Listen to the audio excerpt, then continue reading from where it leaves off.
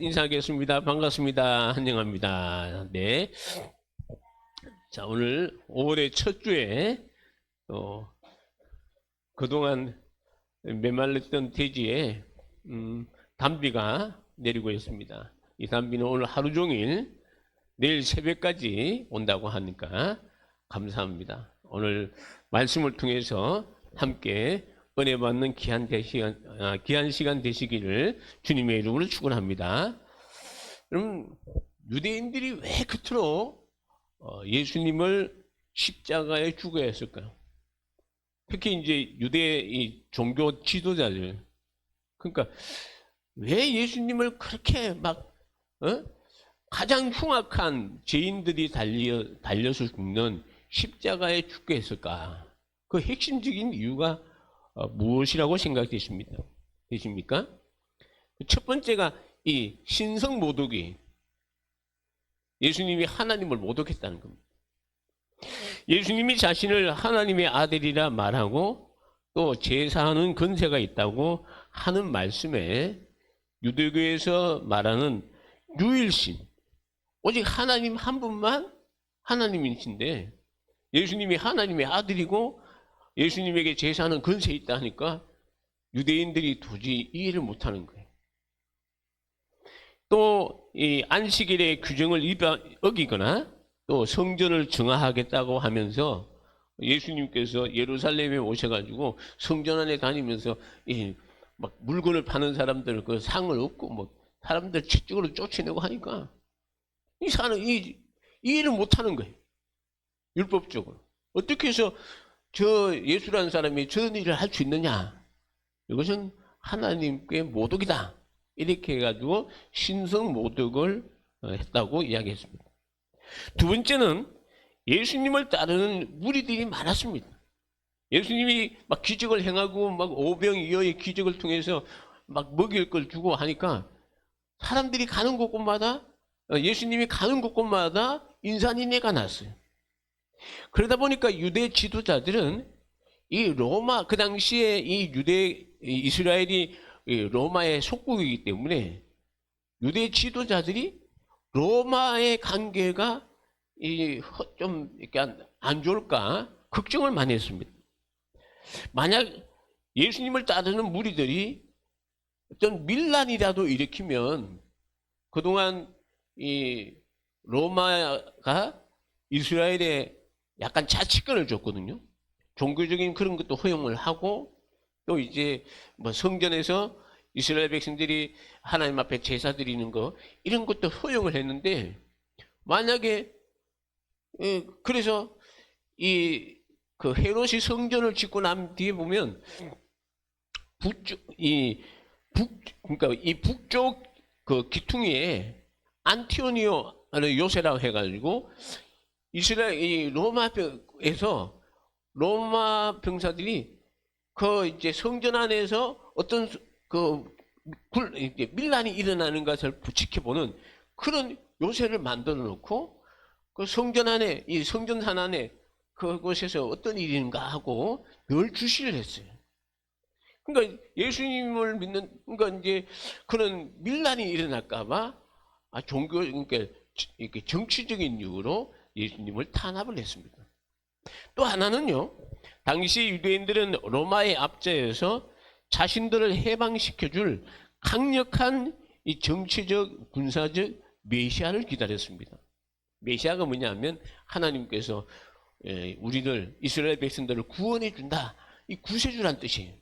그러니까 지금 로마의 이 식민지가 되어 있는 우리를 구원할 하나님께서 강력한 이 메시아를 보내주셔가지고 우리를 구원해 주실 것이다 이렇게 생각했는데 예수님은 강력한 그런 힘을 가지고 있는 그런 메시아가 아니라 오히려 낮은 자의 모습으로 평화와 사랑을 강조하면서 하나님 나라라는 이 영적인 메시지를 전했기 때문에 이 기득권 층에서는 예수님이 위험한 선동자다.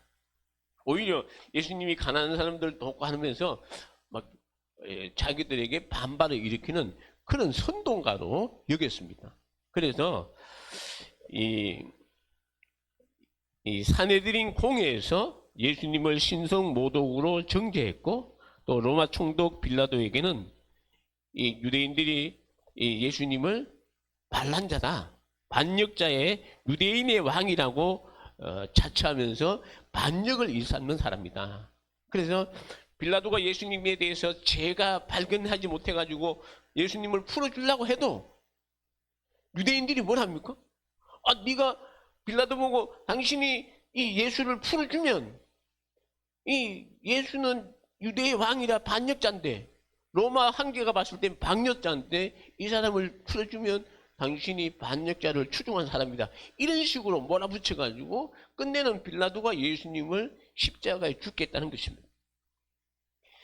이 사내린 공회를 주도했던 무리가 누구냐 하면 그 당시에 바리새파와 사두개파들이 있었습니다. 당시 유대사회에는 크게 4대 종파가 있었습니다. 4개 종파가 있는데 하나는 바리새파, 사두개파, 그리고 에세네파, 열심당, 이러한 4개의 종파가 있어요. 그래서 성경에 보면 사두개인, 또 바리새인 이렇게 이야기하죠. 그건 바리새파라는 뜻입니다. 자, 근데 이 바리새파는 분리된 자라는 뜻으로 율법과 구전, 이 전통을 철저하게 중요시하는 사람들입니다. 그래서 이 사람들에게는 하나님 말씀에 어긋나면 난리 나는 거예요. 더군다나 이 전통을 만들어가지고 안식일에도 이것을 지켜야 된다.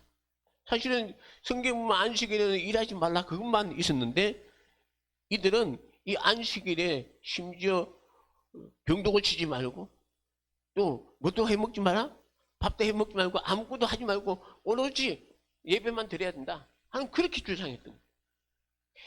그리고 또 이들은 이 영혼 불멸과 부활, 천사의 존재를 믿었고, 그리고 이들은 각 동네마다 해당이 있는데 해당 중심에서 이들이 또 이제 말씀을 가르치면서 그렇게 많은 사람들에게, 그 당시에 유대인들에게 존경을 받던 그런 무리였습니다. 이 사두개파는요, 제사장 가문 중심의 귀족층으로 성전을 장악한 집권 세력이었습니다. 이들은 모세 오경만 인정하고 부활이나 내세, 영적 세계를 부정한 무리들입니다.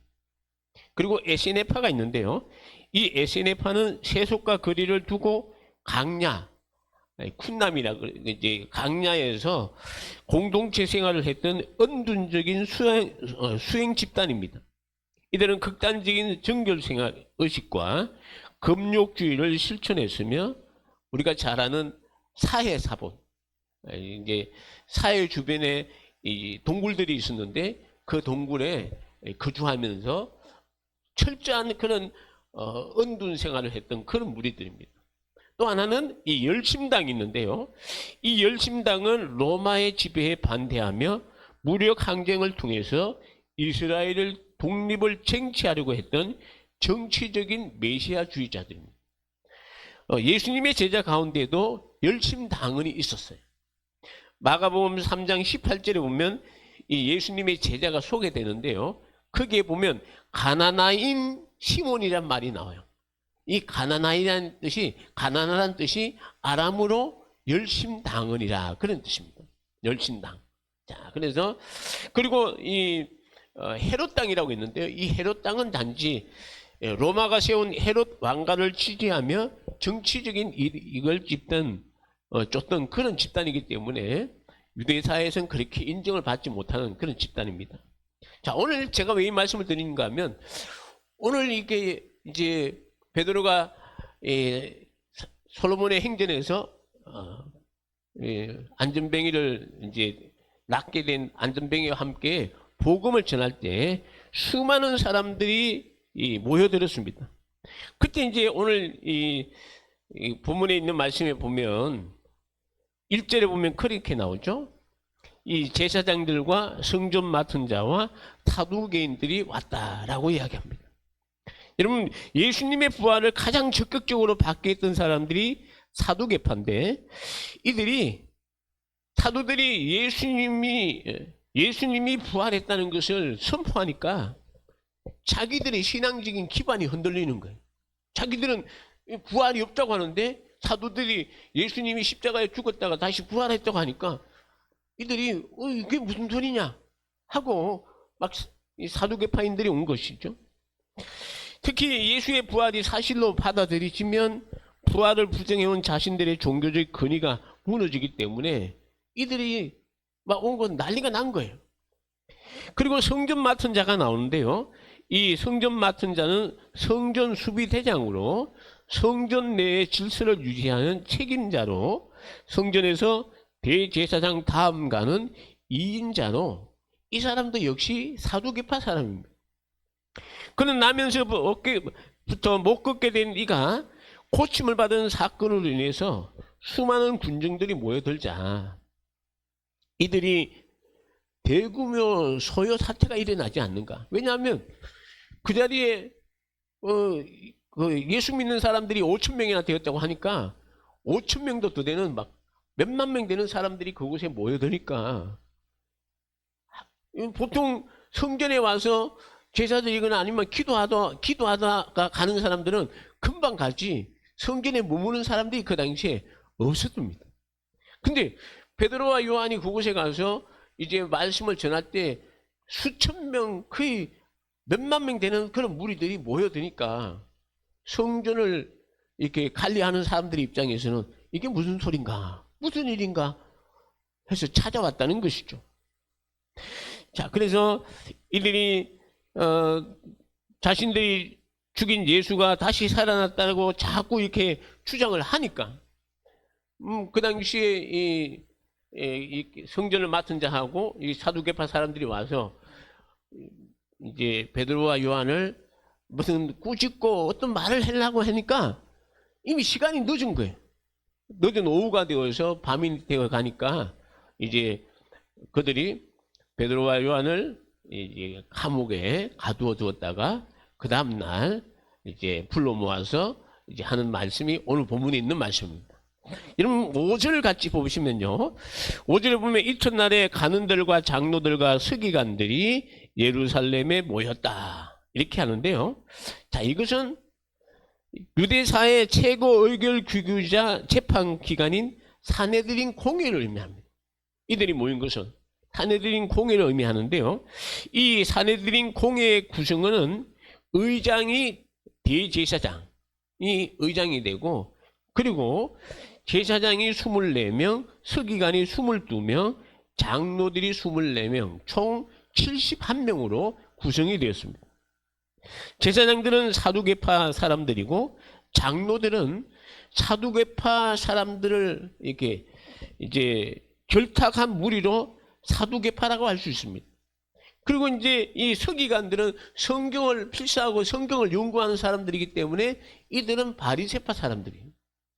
그러니까 이 기득권들이 이미 이들은 산헤드린 공회에서 예수님을 이제 그 신성 모독죄로 이미 그들이 못을 종교 재판을 했기 때문에 베드로와 이 요한이 전하는 그 메시지는 이미 잘못된 거예요.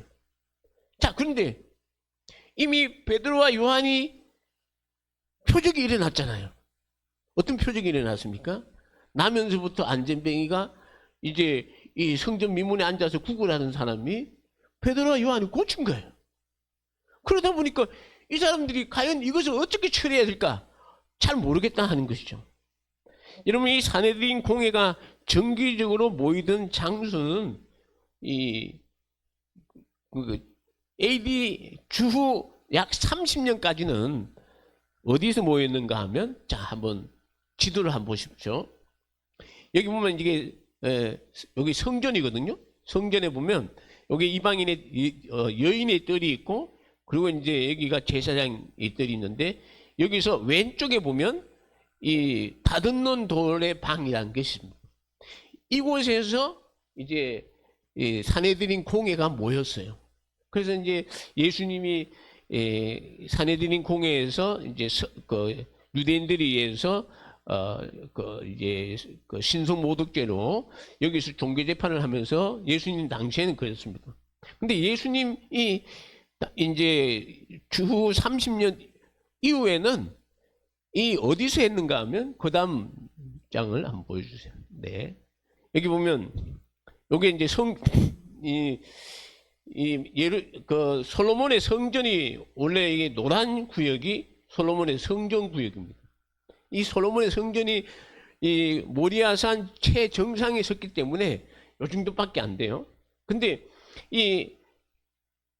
헤롯이 자기가 헤롯은 이방인이에요. 이방인인데 로마에서 이제 헤롯을 유대인의 왕으로 이렇게 임명을 한 거예요. 그러니까 이 자기가 유대인의 왕이 되면서 이 유대인들의 한심을 사기 위해서 이 성전을 더 확장시킨 겁니다. 그래서 여기 보면 원래 이게 솔로몬의 성전은 이 정도 이 노란 크기 정도밖에 안 되는데 이 주변을 더 넓힌 거예요. 넓힐 때 어떻게 되는가 하면 이 성전 봉우리에 이제 세웠으니까 이 넓힌 지역에 이제 그것을 편편하게 하기 위해서 축대도 쌓고 하는 그런 역할을 했다 그래요. 아주 크게 지었다 그래요. 자, 근데 여기 보면 여기가 동쪽에 이제 이 솔로몬의 행각이 있는데요. 그리고 여기가 이제 남문 쪽에 이 왕의 행각이 있고 이 코너 동쪽과 그 남쪽에 이 코너에 있는 이쪽 지역이 사내들인 공회가 모였던 장소라고 합니다. 그러니까 이제 베드로와 요한이 이 안에 있는 이제 감옥에 갇혀 있다가 아침에 나와서 이 사내들인 공회에 선 거예요. 자, 한번 볼까요? 공회 안을 같이 한번 보겠습니다. 자, 공회 안이 이렇게 되어 있어요. 그러니까 여기 대제사장이 있고 여기 35명. 그리고 양옆에 서기들이 2명 있습니다. 이 내용을 다 기록하는 사람들이죠. 그리고 이 방청석이 있는데 여기 있는 방청석에는 랍비나 이런 이제 랍비들 이런 사람들이 방청을 했다 그래요. 그리고 여기는 이제 피의자가 여기 서서 자기의 의견을 이야기하는 거.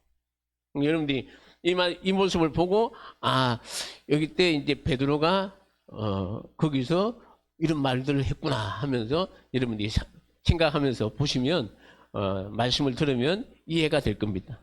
자, 공회 앞에 사도들을 세우고 이들이 질문을 합니다. 그것은 너희가 무슨 권세와 누구의 이름으로 이 일을 행하느냐 이렇게 묻습니다.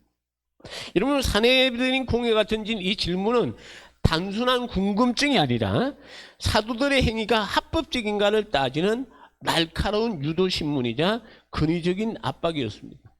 왜냐하면 당시 유대사회에서 어떤 가르침을 전하거나 기적을 행하려면 반드시 공인된 랍비나 제사장들이 인증을 해줘야 돼요. 그러니까 어떤 가르침을 할 때, 그러니까 여기서 누구의 근세냐, 누구의 이름이냐 하는 것은 과연 이것을 할 수 있는 것을 누가 해줬느냐? 대제사장이 했느냐? 아니면 여기 공회에 있는 누가 했느냐? 아니면 누구의 이름으로 이 일을 행하느냐 하는 그런 얘기입니다. 그러니까 독자적으로 행동하는 사도를 향해서 너희가 무슨 권세와 누구의 이름으로 이 일을 행하느냐고 물은 것은 누가 너희에게 이런 일을 할 자격을 주었느냐 하는 그런 뜻입니다. 사도들의 활동이 너희들이 누구한테 허락받은 것도 아니고 그냥 네 스스로 무엇하고 불법이 아니냐 하는 그런 뜻입니다.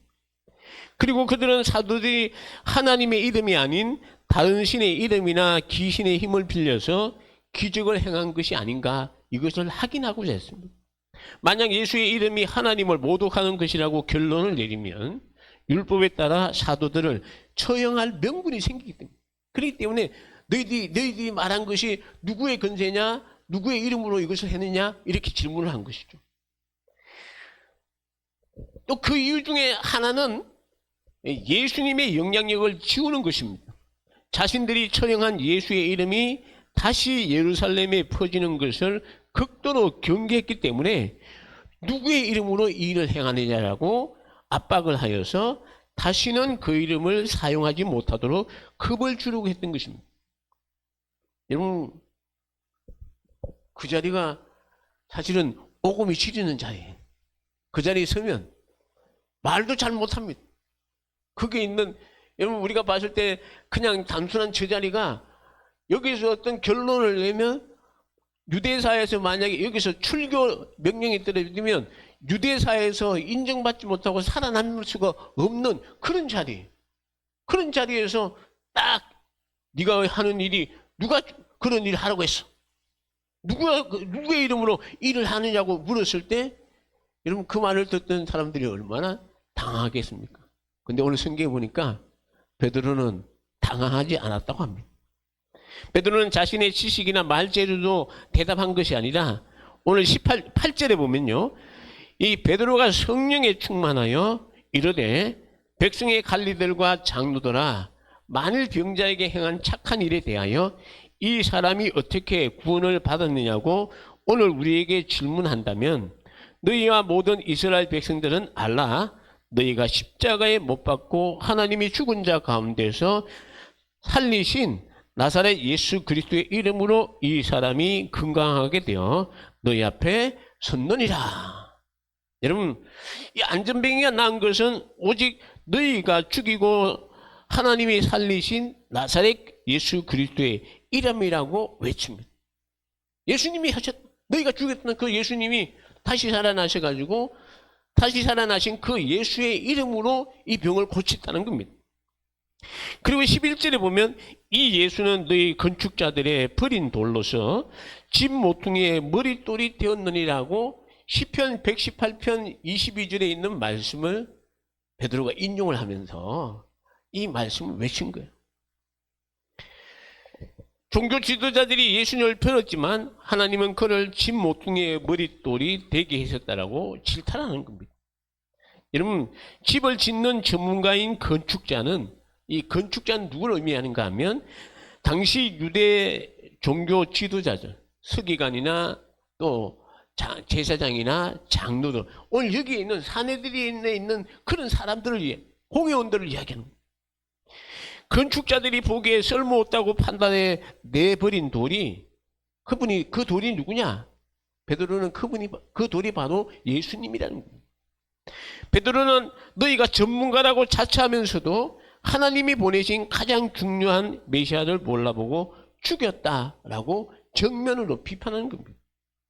여러분 사람이 버린 그 돌을 하나님이 가져다가 건물 전체 구조를 지탱하고 연결하는 가장 중요한 집 모퉁이의 머릿돌이 되게 했다는 거예요.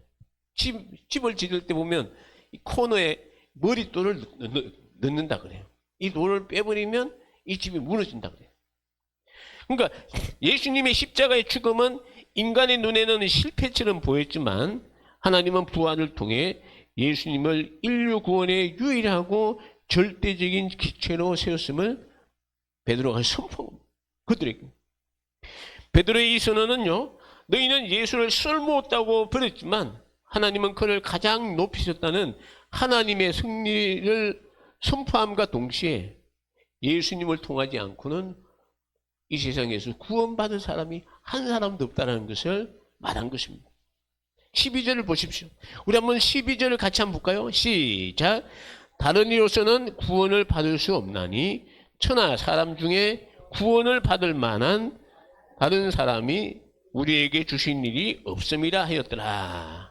여러분 구원을 받을 만한 다른 이름을 우리에게 주신 일이 없다라고 합니다.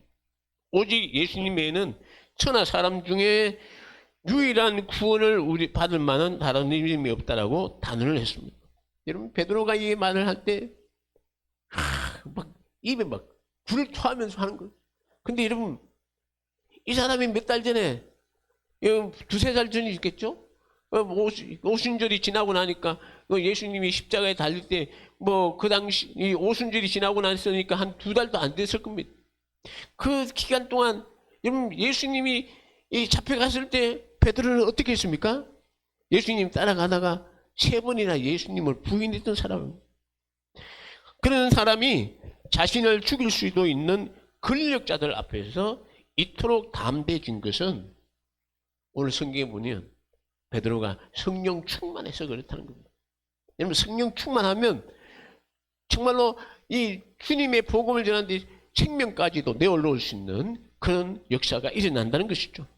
우리 성도 여러분, 우리도 나가서 복음을 전할 때 위축되지 말고 우리와 함께 하신 성령님을 의지하여 담대하게 복음을 전하는 저와 여러분 되시기를 주님의 이름으로 축원합니다.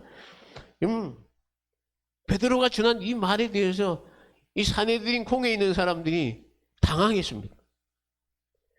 첫째 이유는 베드로와 요한은 본래 학문이 없는 평범한 사람으로 알았다가 13절에 보면요.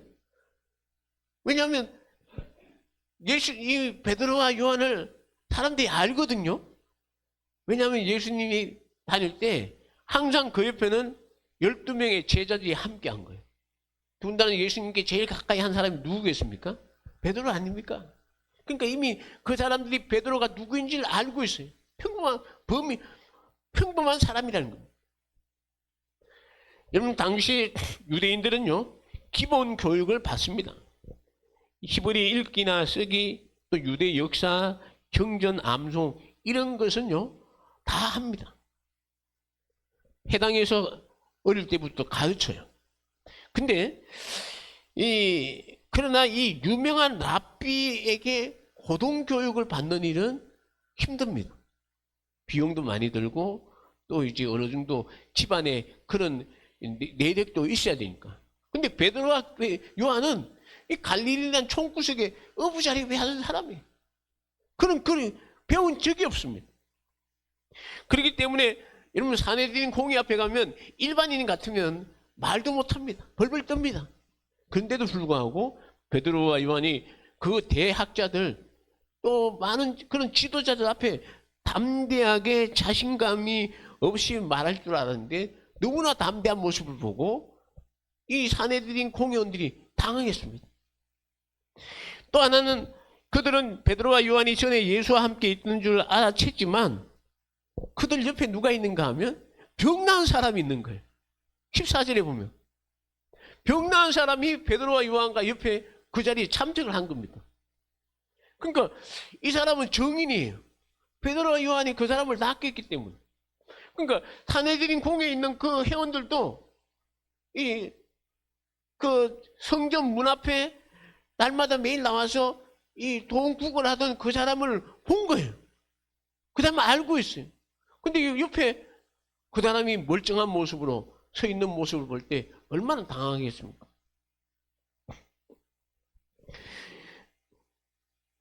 또 이 안전뱅이가 낳은 사건을 통해서 성경에 보면 5,000명이나 예수 믿는 사람이 생겼고요. 그리고 이 그 16절과 21절에 보면 예루살렘에 사는 모든 사람들이 이 놀라운 표적에 대해서 알았다라고 이야기합니다. 그리고 이것을 보고 많은 사람들이 영광을 돌렸다고 합니다. 하나님께 영광을 돌렸다고 이야기해요. 그러니까 사내들인 공회원들이 할 말이 없는 거예요. 자기들 눈앞에 그런 기적을 일으킨 사람들이 있었고 또 기적을 받은 그 안전뱅이까지 같이 왔으니까 무슨 말을 하겠습니까? 이것을 볼 때 오늘 16절에 보면 우리도 부인할 수 없다. 하느님 공회원들이 그래, 우리도 이거 부인할 수 없다. 도저히 없던 일로 할 수 없는 상황이 되어버렸다는 것이죠. 여러분, 예수님이 십자가에 잡히던 밤에는 있었던 이야기는요, 이 사내들인 공회에서 몰래 잡았습니다. 공회원들 늘지도 않고 먼저 예수님 유다가 예수님이 어느 곳에 있다 하니까 유다한테 자기가 예수님을 판다고 하니까 유다한테 돈 주면서 그 시간에 막 회의도 안 하고 급속도로 해가지고 잡아서 죽였던 겁니다. 그래서 일단은 몰래 잡아 죽이지 않는 한 처벌할 방법을 찾지 못하기 때문에 일단 공회에서 나가라고 하고 서로 어떻게 할지 의논을 합니다. 자, 의논을 어떤 이야기 하는지 우리 같이 한번 볼까요? 자, 16절과 17절을 같이 보겠습니다. 시작. 이 사람들을 어떻게 할까? 그들로 말미암아 유명한 표적 나타난 것이 예루살렘에 사는 모든 사람에게 알려졌으니 우리도 부인할 수 없는지라. 이것이 민간에 더 퍼지지 못하게 그들을 위협하여 이후에는 이 이름으로 아무에게도 말하지 말게 하자 하고. 여러분, 사내들인 공회에서 이 베드로와 요한을 나가라고 한 뒤에 자기들끼리 회의를 했습니다. 사실 이 말은 사도들이 없는 상태에서 이루어진 겁니다. 근데 그래서 어떻게 해서 누가가 이것을 기록했을까요? 여러분, 누가가 어떻게 해서 사내들인 공회에 있었던 사건을 이렇게 명확하게 기록을 했을까요? 많은 사람들이 우리가 잘 아는 이 예수님의 시체를 안치할 수 있는 집을, 무덤을 제공한 사람이 아리마대 요셉이라는 사람입니다. 그 사람도 예수 믿었어요. 그리고 요한복음 3장에 보면 니고데모라는 사람이 있습니다. 그런데 이 아리마대 요셉이나 니고데모와 같은 그 당시에 예수를 믿었던 공회원들 가운데서도, 이 사내들인 공회원들 가운데서도 예수를 믿었던 사람들이 있었어요. 그러니까 이들이 초대교회 이제 가서 교인들한테 그 얘기를 한 거예요. 그러니까 초대교회 당시에 해자되는 그런 이야기를 누가가 듣고 그것을 다 기록해 놓은 거예요. 그러니까 여러분들이 우리가 보면 사내들인 이런 일들이 있었구나, 우리가 알지 않습니까? 우리가 성경을 보면서 이런 일이 있었구나, 이것을 알게 되죠. 자, 그렇기 때문에 공회에서는 병나은 표적이 나사렛 예수가 했다는 것에 대해서는 고민하지 않았습니다. 왜냐하면 본 사람들이 많았기 때문에. 오히려 그들은 더 이상 예수님의 이름이 민간에 더 퍼지지 못하도록 막으려고 했던 겁니다. 사도들을 위협해서 더 이상 예수 그리스도의 이름으로 아무에게도 말하지 말라, 이렇게 강요했죠. 흥미롭게도 그들은 예수의 부활의 소식을 무덤을 지키는 로마 병사들에게 들었을 때 똑같은 일을 했습니다. 여러분, 예수님이 부활하셨을 때 예수님의 무덤을 지키던 로마 병사들이 있었어요. 그 병사들이 그 예수님이 부활할 때 여러분 무덤을 이렇게 막아놨던 그 무덤 돌이 굴러가고 지진이 일어나고 막 사람들이 와서 보고 예수님이 부활했다니까 이 로마 병사들이 놀래가지고 대제사장과 장로들에게 찾아가서 이야기했습니다. 예수님이 부활한 것 같다.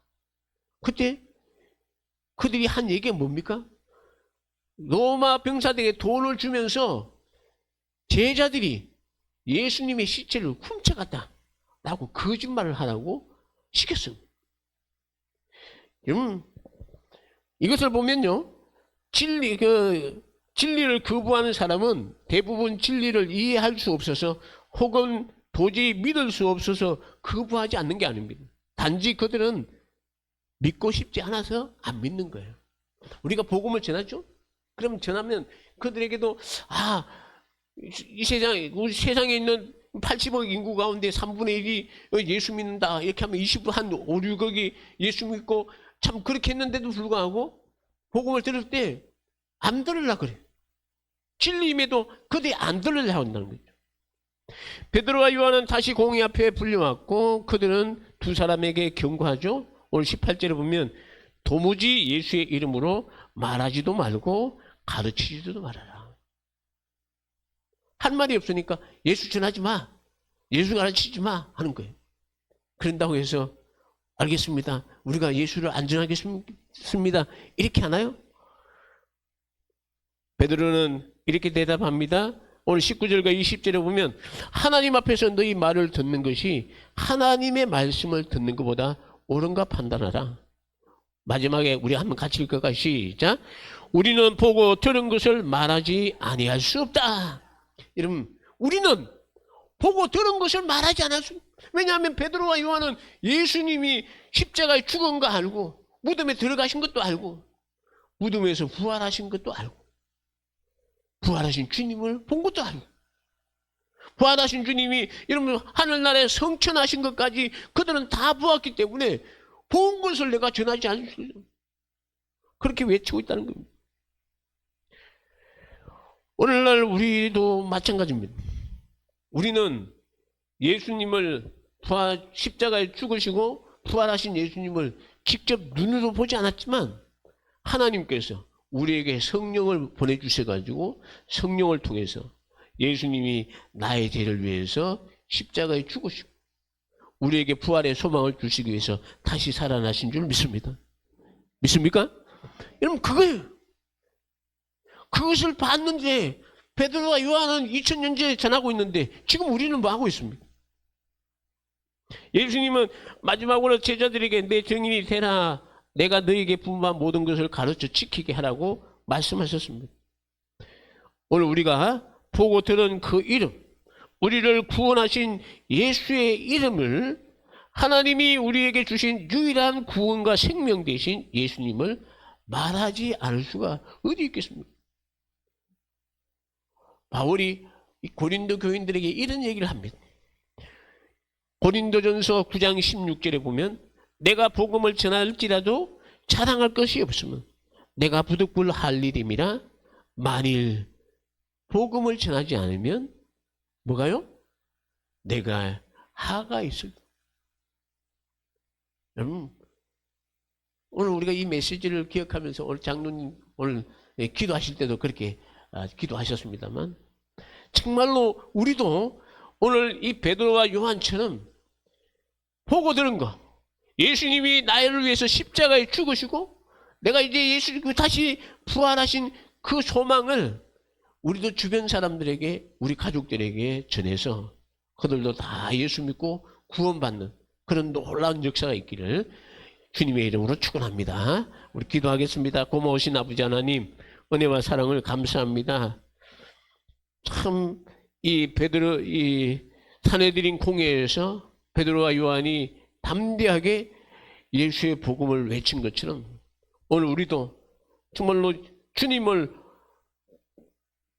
우리가 보고 듣고 정말 성령으로 말미암아 우리에게 그런 감화와 감동을 주셨는데 우리도 이제 나가서 베드로와 요한처럼 담대하게 예수의 복음을 전하는 그러한 우리 모든 대언의 가족들이 다 되게 하여 주옵소서.